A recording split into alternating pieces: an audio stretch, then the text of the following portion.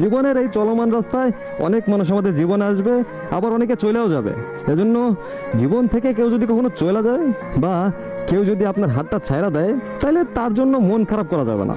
ভাবে নিতে হবে যে সবাই আর জীবন পাশে থাকার কথা ঠিকই বলে, কিন্তু সবাই তার দেওয়ার কথা আসলে রাখতে পারে না। আর এজন্যই সবাই শেষ অবধি পাশে থাকতে পারে না। ধরেন আপনি হচ্ছেন জীবন নামক একটা বাসের ড্রাইভার।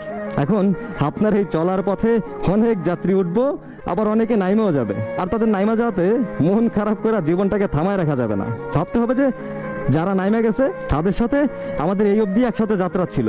ঠিক এরকম আমাদের লাইফেও অনেক মানুষ আসবে যাবে, অনেক মানুষের সাথে পরিচয় হবে, ঘনিষ্ঠ সম্পর্ক হবে। আবার একটা সময় এই ঘনিষ্ঠ সম্পর্ক শেষ হয়ে যাবে।